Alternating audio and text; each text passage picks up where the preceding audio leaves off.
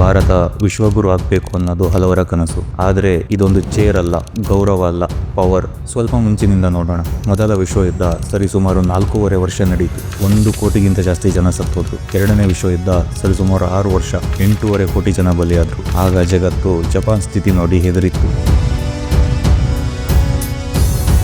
ಯುದ್ಧ ಎಷ್ಟು ಭಯಾನಕ ಅಂತ ಅರ್ಥ ಆಗಿತ್ತು.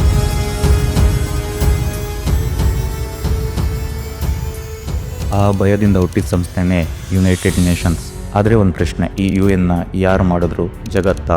ಇಲ್ಲ, ಯುದ್ಧ ಗೆದ್ದವರು. ಆದ್ರಿಂದ ಶಕ್ತಿ ಕೆಲವೇ ದೇಶಗಳ ಕೈಗೆ ಸಿಕ್ತು. UN ಅನ್ನು ಪವರ್ ಕ್ರಿಯೇಟ್ ಮಾಡಿದ ಮೇಲೆ ಆ ಪವರ್ ಹಿಂದೆ ಮತ್ತೆ ರೇಸ್ ಶುರುವಾಯಿತು. ಕೋಲ್ಡ್ ವಾರ್ ಆಯಿತು, ಪ್ರಾಕ್ಸಿ ವಾರ್ ಆಯಿತು. ಇಂದಿಗೂ ಯುದ್ಧಗಳು ನಡೀತಾನೇ ಇವೆ. UN ನೋಡ್ತಾ ಇದೆ, ನಿರ್ಣಯ ಮಾಡ್ತಾ ಇದೆ, ಆದರೂ ತಡೆಯೋಕ್ಕಾಗ್ತಿಲ್ಲ.